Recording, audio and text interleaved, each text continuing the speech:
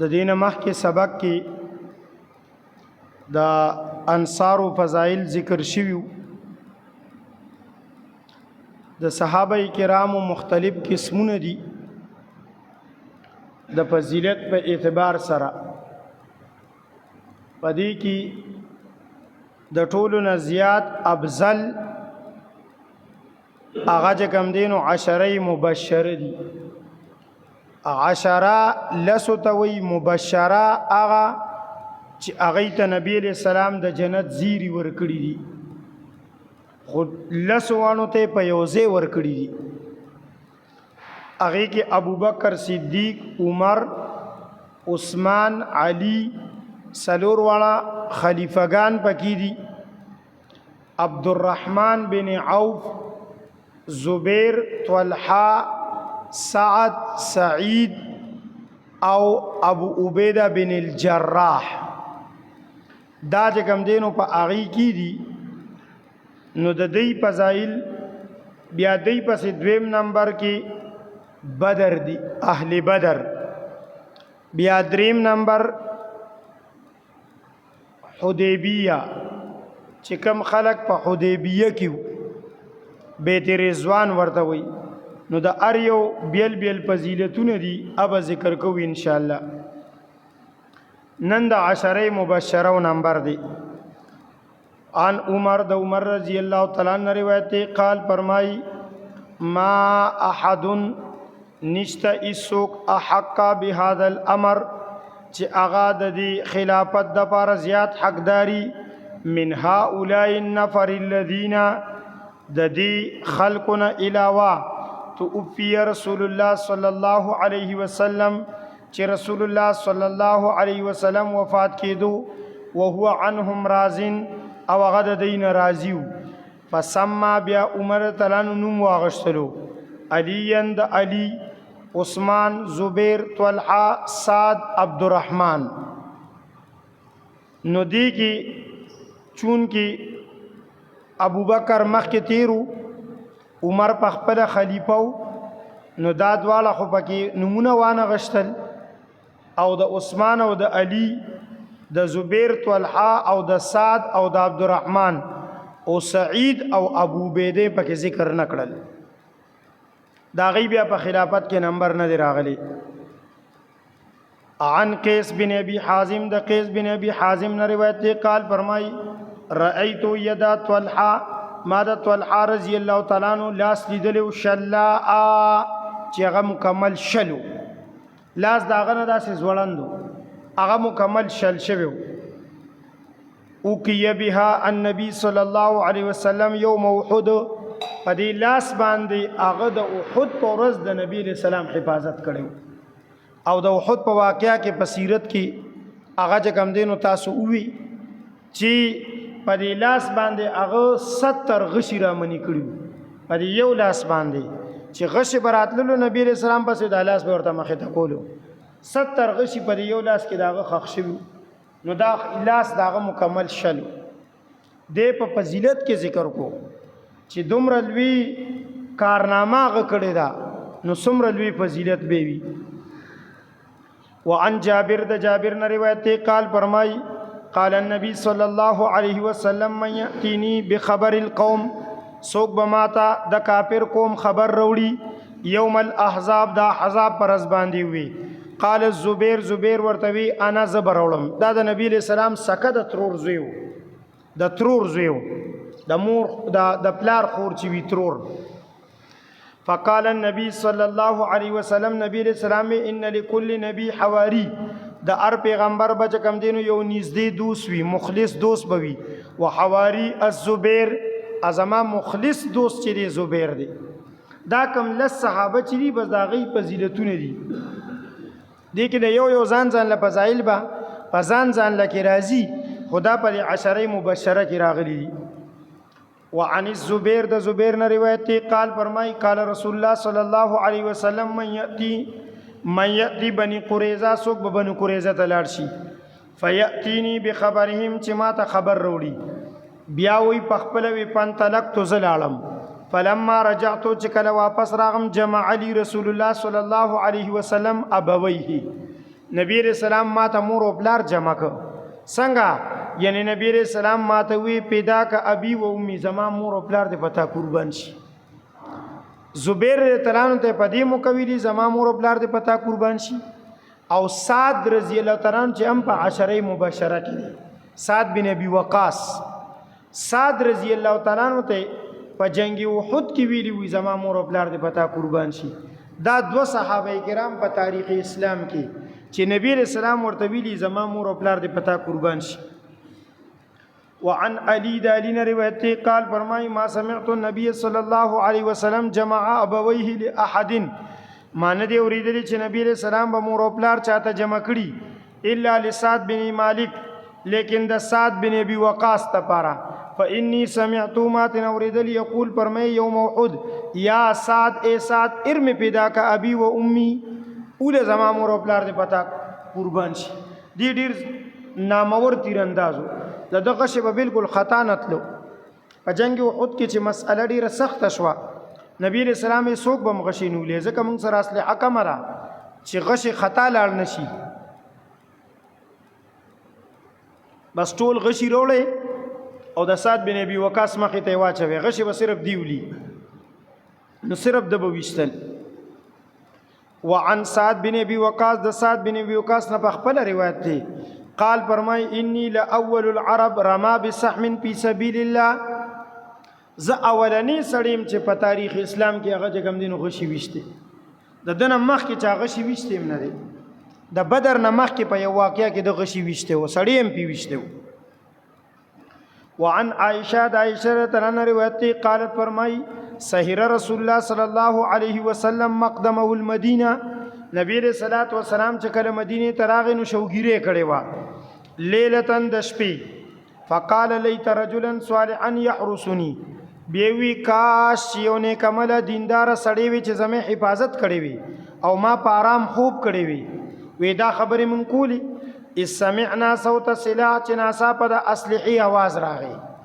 لکه تور چې سړی کاش ته وردن نه کوي راو باسي دا سي आवाज راغی فقال من هذا نبی رسول الله مرتبه سو کې لگا قال غوي انا سعد ز صادم قال ما جاء بك سشرا وسته قال وقع في نفسي وزما پزړه کې راغل الخوف على رسول الله صلی الله علیه وسلم فنبی رسول الله والسلام باندې یرا زما زړه کې راغل چې اسنه نبی رسول الله والسلام ته څوک نقصان ورسي ځکه اول مدینه ته راغلی او مدینه د منافقانو نه ډکوا وی پجئتو احرسه زراغم چې زستا چې کم دینو څوکیداری وکم فدعا له رسول الله صلی الله علیه وسلم نبی رسول الله اول دته دعا وکاو بیا ود شو نو څه دعا به ورته کړی اداس یو واقعه د سعد بن معاذ رضی الله تعالی عنہ مشتا هغه وی زمور راولېګلم وعن انس دانس روایت قال فرمای رسول الله صلی الله علیه وسلم فرمایل لكل امه امین ار امت کې یو امانتدار سړی دی و امین هذه الامه ابو بیدن بن الجراح او د دې امت د ټولو نه امانتدار سړی ابو بیده بن الجراح دی ادا په عشره مبشره کې دی او دی د نبی رسول الله په زمانہ کې دلته جون تیر کړو او ابو بیده بن الجراح مې درته په جنگ احد کې ویلو ابل رسیرت کې چې داغه په شا کې چې کم دینو 70 ته لګ غشي خخو نبی رسول الله ته مخه ته داسې ولاړو او چې غشي براتل داغه په شا کې خخیدل ابو بیده بن الجراح بیا دا عمر رضی الله تعالی عنہ په زمانہ کې چیف اف آرمی سٹاف شو دی ټول جنگونه بیا د په سرپرستی کې کېدل او ټول فتوحات تر د کابل پورې د په سرپرستی کې شوي وعن ابن ابي مليكه د ابن ابي مليكه نه روایت ته قال فرمای سمعت عائشه ما د عائشه نوریدلی رضی الله تعالی عنها وسئلت من كان رسول الله صلى الله عليه وسلم مستخلفا لو استخلفه داغینه تاسو شو ک نبی رسول الله والسلام خلیفہ په خپل جوړولو نسوک به جوړولو قالت اغي ابو بکر به جوړو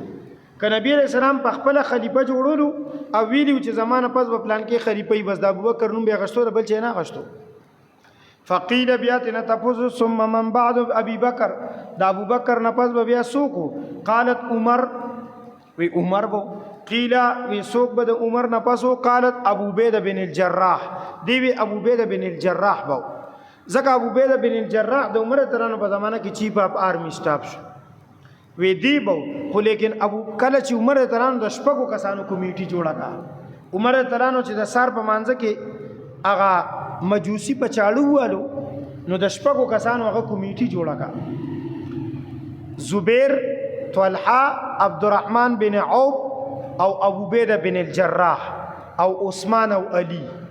د دې شپږو کسانو کمیټي جوړه کوي دا شپږ کسان به خپل منځ کې مشوره وکي او یو به خلیفہ کی چې کله مشورې ته کېناستل عبدالرحمن بن عوف زه خلافت نکوم زه دستبردار یم خو په حق د عثمان کې دستبردار یم زما اوټ عثمان پسې په حق د ده کې دستبردار یم دې ته شورا وایي دې ته اوټونه نه وایي نو ابو عبیده بن الجراح وی زم نکوم او زه چې کوم دینو په حق د علی کې دستبردار یم عثمان او علی وی مونږ دواړه کو خلافت زبیر او طلحه پاتې شو طلحه وی زم چې کوم دینو په حق د عثمان کې دستبردار یم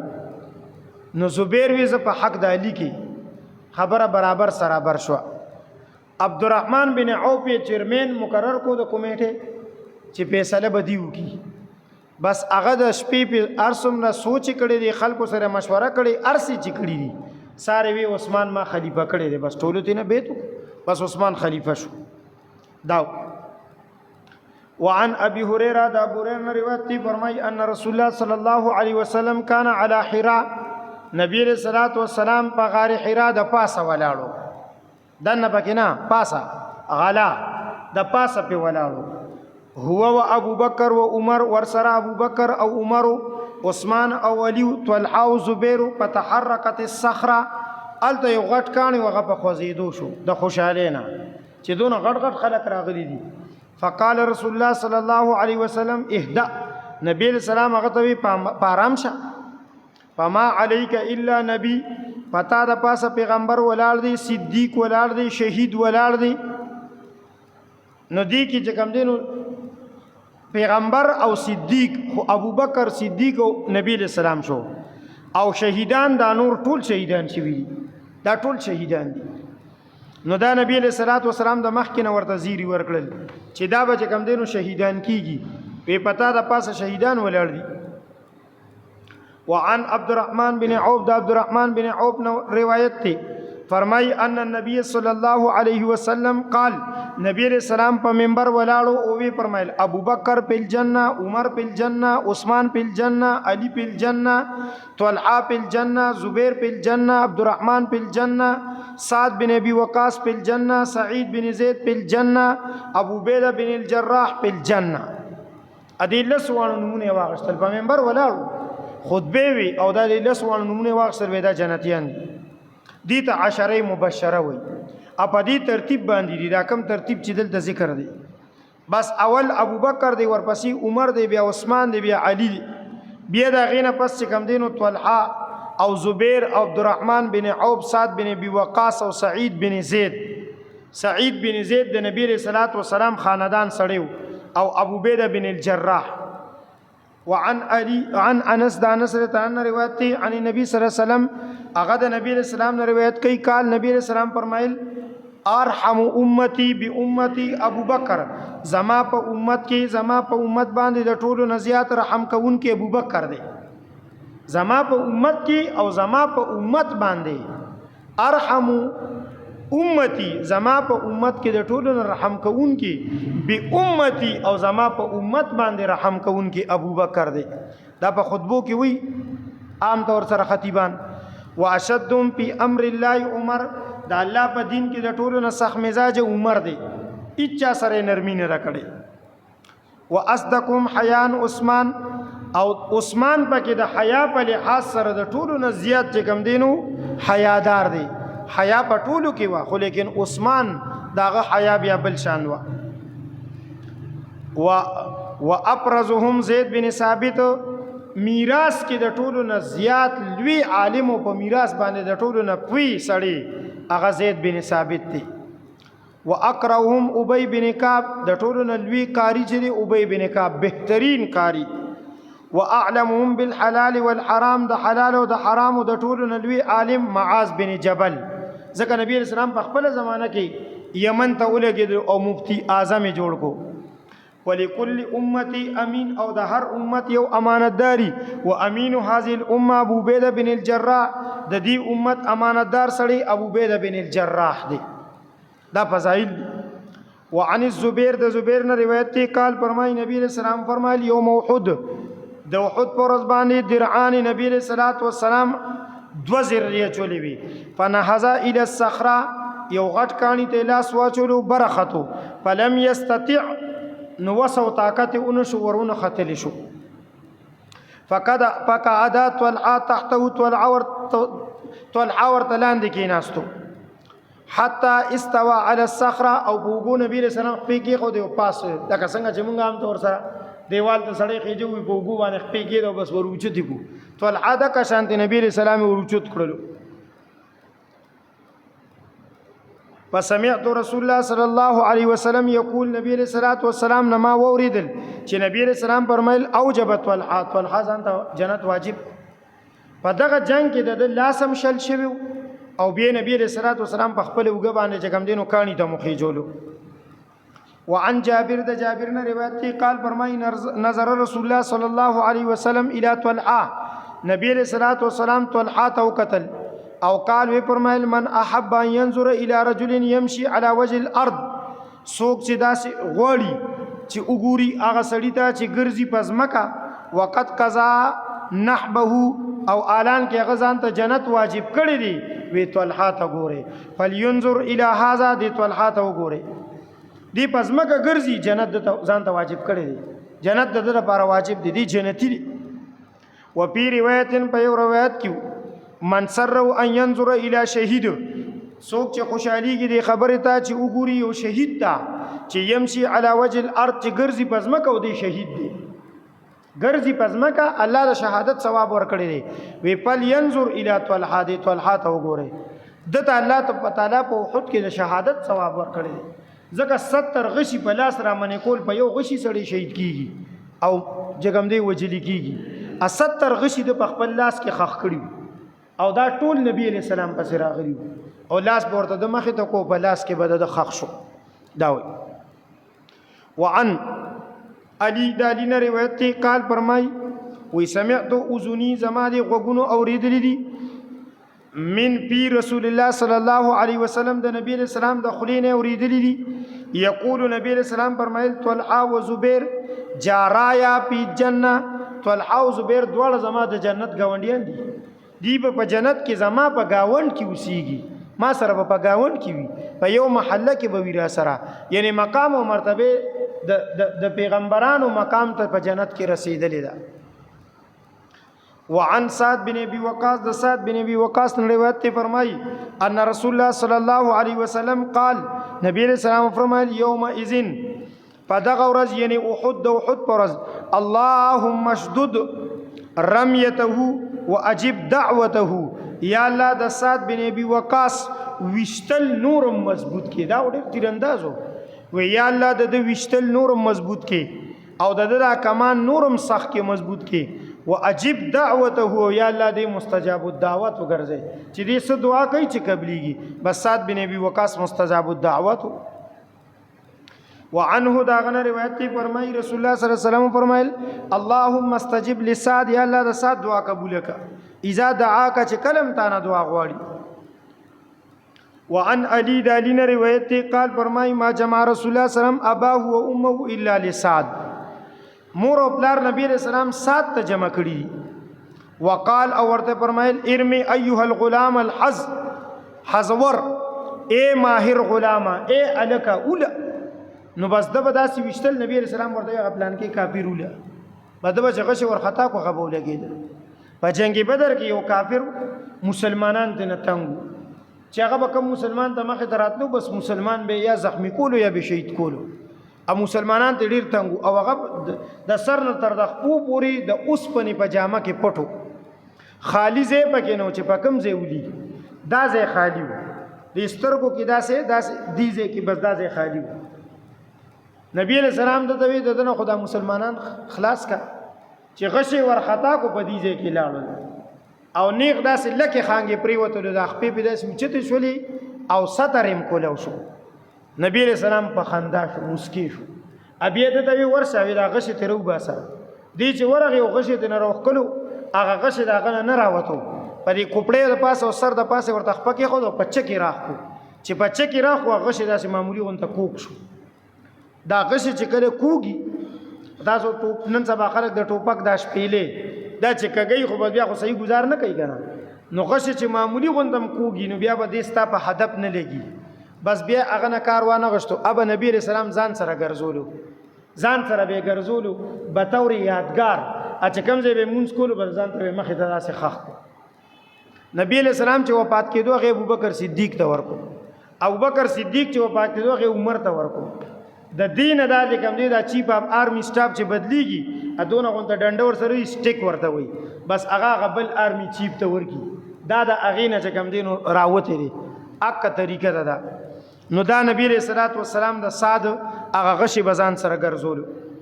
وعن جابر د جابر نه روایت ته قال فرمای اقبل سعد مخامخ را روانو فقال نبی صلی الله علیه وسلم نبی علیہ السلام هاذا خالی دا زما ماما دی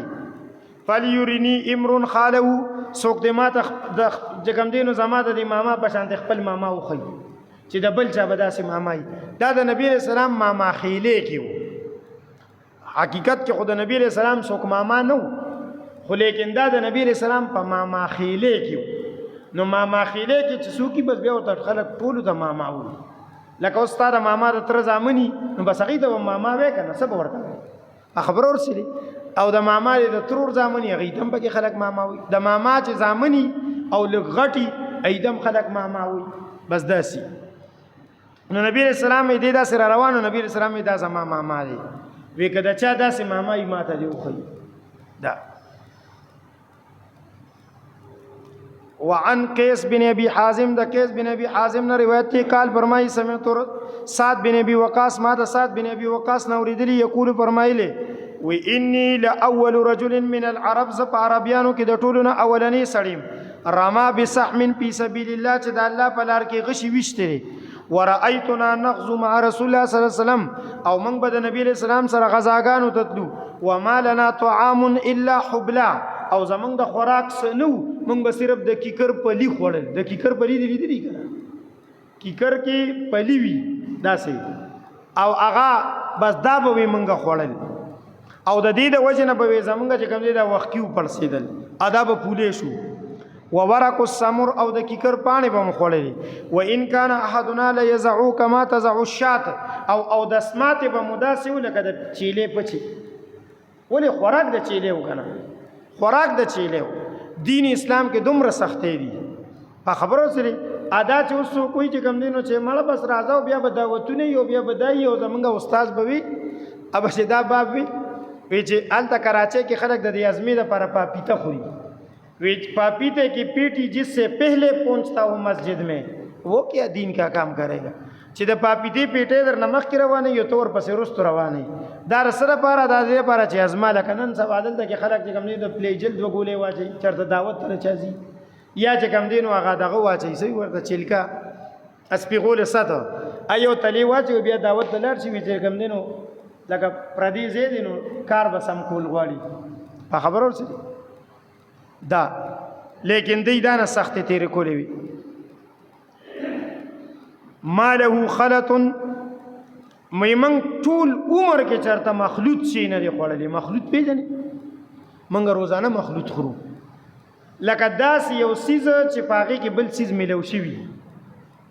نو منګ په سالن کې سو سیزونه چو غوړی پیاز ټماټر بیا چې کم شي پخو اغا مصالې او څوک پکې نورم د دنیا شي سيزونه بیا چې پکاسه کې راوچي بیا په پاسه لیمبو سلات ور سره بیل وی مونږ چرته دوه برخ سيزونه د پیغمبر صلی الله علیه وسلم په ژوندۍ کې نه دي خوړلې او فتوحات سونه کړې دي سوپر پاور والے سوپر پاور روم او پارس والے وی ثم اصبحت بنو اسد دی بیا د یو لکی گورنرو د دې بنو اسد قبيله گورنرو دا د عمر ترانو زمانہ وا بنو اسد قبیله راغله د شکایت راوړو شکایت عمر تران ته وکوي دې سم مونږ نه کوي سعد بن ابي وقاص یاد کوي دې سم مونږ نه کوي سعد بن ابي وقاص د خپل فضایل وی ثم اصبحت بنو اسد تعذرني لګیا دي چې کوم دینو زما شکایت کوي علی الاسلام لقد خبت په تحقیق سره چې کوم دینو اذن وزول عملي بزخو هلاك او تباشم ناکام شم زما عمل ضایع شو کزه داسیم وکانو وشو به الى عمر دی عمر ته زما چې کوم دینو چغلی کړي وا وقالوا ویلو لا يحسن يصلي دی منځ خنه کوي دی منځ خنه کوي منځ دی زر زر کوي وګد نه کوي نو چې زما منځ سم ني د چا منځ بسمي ما خو پیغمبر صلی الله علیه وسلم سره منځونه کړی دي اما خو پیغمبر صلی الله علیه وسلم پسې منځونه کړی دي دا سعد بن ابي وقاص وعن سعد سعد نے روایت تے قال فرمائی رأيت انا ثالث الاسلام وزد اسلام دریم نمبر سڑی دریم نمبر ایمان روڑے وما اسلم احد الا في اليوم الذي اسلمت فيه او پکمرس چې ما اسلام روڑے پتہ غرض نور اچھا اسلام نه روڑے دریم سڑیو ولقد مكثت 7 ايام او ز دریر چې کوم دین ورزي ایثارو ما اسلام می پټ ساتلیو بیا دا غینه پس مخکارا کو چې کله اخکارا کو نو بیا مور او پلار په کوټه کې بند کړو او بیا چې کم دینو د اوخ په سرمن کې بند کو او بیا ورته په کوټه کې چې کم دینو د بوسو لګي وکړو دومره سخت تکلیفونه ورته ورکړي وي د اسلام نه وړه او نن خلک را پاسیو په ما باندې چې کم دی الزام لګي په خبرو ورسېږي چې دی چې کم دینو سم مونږ نه کوي و انی لثالث الاسلام زده اسلام دریم نمبر سړی دریم سړی وعن عائشة عائشة روایت دی فرمائی ان رسول الله صلی الله علیه وسلم کان یقول لنساء نبی علیہ الصلوۃ والسلام بچ کم دینو خپل بیبیانو ته وی چې ان امرکن مما یهمنی من بعدی ستاسو معاملې چې کم دینو زمانہ پس چې کم دینو ما پلګم شک کې چي ولن يصبر علیکن الا الصابرون الصدیقون او چې کم دینو هرگز پتا سو باندې صبر نشي کولې مگر صبرناک او صدیقین قالت عائشہ وی یعنی متصدقین یعنی هغه څوک چې غي صدقه کوي ثم قال عائشہ بیا عائشہ وی لابي سلمہ بن عبد الرحمن د ابو سلمہ بن عبد الرحمن مبارک سقى الله اباکا من سلسبیل الجنه الله دې استاپلار ته سلسبیل الجنت نو بور کی وكان ابن عوف عبد الرحمن بن عوف قد تصدق على امهات المؤمنين فامهات المؤمنين باندې صدقه کړي او بحدیقه بیعت ب40,000 نبی علیہ السلام ورته وی چې زما په زندګۍ کې خلق تاسو ته را لیږي صدقات اس نبی علیہ الصلوۃ والسلام بیبیانو ته خلق تحفه او صدقات خو به نه خلل تحفه به را لیږي خود عائشہ رضی الله تعالی عنها په نمبر کې به ډیر را لېګلی ا د نور بیبیانو په نمبر کې به نه را لېګلی بیا نور بیبیان راجم شوی او نبی علیہ السلام ته وی چې د صحابو ته دی وایا چې دا ټول زما بیبیان دي یوازې عائشہ خو زما بیبی نه ده دا ټول زما بیبیان دي نبی علیہ السلام ورته د عائشہ په باره کې ماما پریشان کوي زکه چې تاسو د ټول په کورونو کې چې زم نه جبرئیل مال نه راځي او چې کله زه د عائشہ په کوټه کې او د عائشہ په کمره کې نو جبرئیل راځي نوې ستاسو په نمبر کې جبرئیل نه راځي او د دې په نمبر کې جبرئیل راځي نو دا صحابه به زه کوم خو جبرئیل به څوک پیږي ځکه چې اوس اول په سورته مریم کې تیر شول کنه جبرئیل السلام زه خدای الله په حکم چلیږم چې الله وی د ورځې لس پیری زو د لس پیری بر اعظم او الله وی د په لس مرز په لس مرز بر اعظم نو دې سره بس کو دا وی نو عبدالرحمن بن عوف د نبی رسول الله د وفات نه پس ازواج مطهرات ته یو باغ ورکو په تحفه کې هغه باغ ب40,000 هغه په 30,000 دینار خرج شو په 30,000 دینار 30,000 دینار چې نو لګبګ 14,000 تولی سونتی جوړیږي 14,000 13,000 تولی سونتی نه جوړیږي دومره باغ وعن حذیفه د حذیفه نه روایت دی قال فرمای جاء نجران الى رسول الله صلی الله علیه وسلم د نجران خلق نبی علیہ السلام تراغه فقالوا یا رسول الله ابعث الینا رجلا امینا یو امانتدار سړی موږ سره ولېګا فقال غورته لا بعثن الیکم رجلا امینا حق امین زدر سره داسې سړی لېګم چې په حقیقت کې امانتدار دی فاستشرف له الناس نو ټول خلکو سرونه اوچت ک چې ما پاسي چې ما زکه چې امانتداري وي کنه چې ما پاسي قال نبی علیہ الصلوۃ والسلام ابو بید پاسا وی دې ځان سره بوزي ای دې وی دې ځان وی د امت د ټولو نه امانتدار سړی نو دا عشره مبشرو کړي وعن علی د علی روایت قال فرمای قیل یا رسول الله سوال شو د نبی علیہ السلام نه من نؤمر بعدک ستانه پس بمنګا خپل امیر څوک جوړو قال نبی علیہ السلام ورته ان تؤمروا ابا بکر تجدوه امینا زاهدا ک ابو بکر مو امیر کو نو دی چې کم دینو امانتدارم دی او د دنیا سره کارم نشتا و ان تؤمروا عمر لیکن کو عمر مو امیر کو نو تجدوه قویا امینا نو دی طاقتور امانتدار دی لا يخاف بالله لومة لائم دی د الله په باره کې د چا ملامت نه یریږي دی د اچا ملامت نه یریږي عمر داسې وکنه چې د اچا ملامت نه یریدلو او نه به د چا پروا کوله چې کله روم او پاریس سره اجلاس او سوپر پاور لکه نن سبا چې د روس او د امریکای د صدر او د وزیر اعظم سره اجلاس کنه نو الته اجلاسو نو ابو عبیده بن الجراح د پاسه خطر ولېګلو چې راشه تراشه د اجلاس ته نو دی راغی چې راغی نو هغه ورته یو شاهي لباس جوړ کړو د د په کمیس کې 14 پیوندونه چې دی سوپر پاور سره اجلاس ته لاړو او یو پیوند پکې د کپړې په ځای باندې د چمړې لګېدلې او دی سوپر پاور سره اجلاس ته تلو او د 22 लाख مربع میل امیر المؤمنین خلیفہ اچ کله ال ته ورسېدلو نو نمبر په اوخ باندې د سوریدو د غلامو نو د لاندې د اوخ بړې نیولې او غلام پاس سورونده خلکو خیال دا چې دا چې په اوخ سور دی لکه چې دکه سړی دی دا سړی دی او د اوخ کتا سو لیدلی چرته نو دا اوخ چې زینو دی شوند وای نو د دې خلینې لاړې را بیږي دا لاړې ټولې د په ګورا بيدلې وي وګي ټولې د اوخ د لاړو ګندوي ابو عبیده بن الجراح ورته امیر المؤمنین دا شاهي لباس مې درته وروړي دا واچوا د بادشاہ سره مناسب لباس دا دی اول هغه ته په دې سینه کې داسې سوق ورکو ورته وی ته بدل شوی د مدینې نه چې راغلی بدل هغه چې په پار میسټاپ په سرحدونو ګرځېدو وی ته بدل شوی بیا دې هغه لباس واغشتلو وې چولو چې څنګه واچولو لک سات پسې دوباره وخو خپل زړې کپڑے اوس پیونزده کپڑے بیا واچولي هغه ورته امیر المؤمنین ولی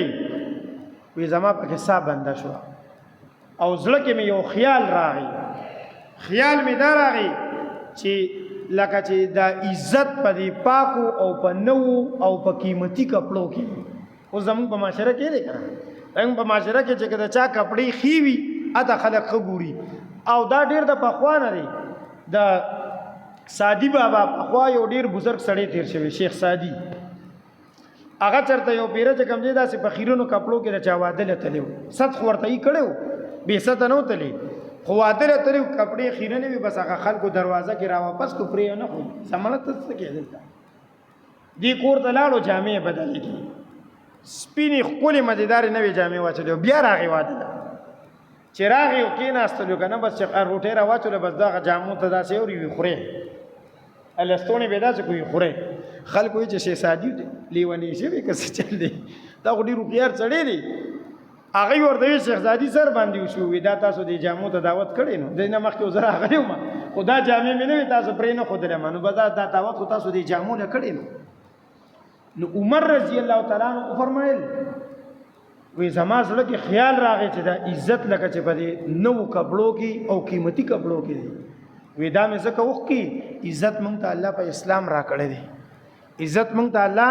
په اسلام را کړی دی او بیا هغه زړې کپړې واچولې بیا چلته لاړل میټینګ یې وکړو نو هغوی ورته د مسجد اقصی چابیانې ورکړې چې تا سره موږ جنګ نه کوو ځکه ستا په باره کې زموږ په کتابونو تورات او انجیل کې دي چې دې سړي سره کو جنګ وکړو نو ټکو سترې کوي مو بس وې دا بې جنګه دا چابیانې واله او مسجد اقصی ستاسو شو او بیا خوراک ولګولو چې خوراک یې ولګولو نو په ځمکه ناست یو نو د عمر رضی نه یو نوړی پرېوته د لاسه او چیف اف آرمی سټاف ورسره ناست دی ابو عبیده او چې نوړی څنګه پرېوته نو په دسترخوان پرېوته لاندې په ځمکه پرېوته نو روچته یې کړه او داسې دی نه هغه د ځمکې خاورې مورې پرې لګېدلې وې داسې او ویې خوړه ابو عبیده ورله داسې په لاس په څنګل باندې وی امیر المؤمنین غټ غټ خلک ناست دي به څه وایي عمر غصه شو ورته وی د دې بېوقوفانو د وجې زه د خپل پیغمبر سنت پرېږدم د دې بېوقوفانو د مخامخ وی د دې بېوقوفانو د وجې زه د خپل پیغمبر سنت دا زما د پیغمبر سنت دی چې نوړی در نه پرېوځي روچتې به او خورې به دا د پیغمبر سنت دی بل مې دې ته په حدیث کې ویلي په حدیثو کې زیارت پر ورځ باندې دا سنت دی باندې اوس څوک عمل کوي زمونږ په ځمکه باندې روټۍ چې کوم دی نو سرې توغړېږي خپې پې د پاسه ږدو دا د پیغمبر سنت دی د ځمکې نه زمونږ نه په پاک کټ کې په پاک دسترخوان په پاک میز په پاک کپړه باندې نوړۍ پرېوځي مونږ یې نه روچتو دا د پیغمبر سنت دی او حدیث شریف کې راغلی دي چې دا نوړۍ چې کومه پرېوتله که تا روچته نه که دا د شیطان خوراک جوړېږي شیطان زمونږ دشمن دی شیطان ته مو دا نوړۍ پرېښې ده او د خپل رونو سره مو جګړه ده او په یو نوړۍ د خپل رور سره جګړه کوو په یو نوړۍ په خبره ورسېدې سکه د مور نه پیدا شوي رور سره په یو نوړۍ جګړه او شیطان ته په لسګونو نوړۍ پرېږدي په خبره ورسېدې دا حال دی زمونږ وَإِن تُؤَمِّرُوا عَلِيَّ وَكَعَلِمُ أَمِرْكُمْ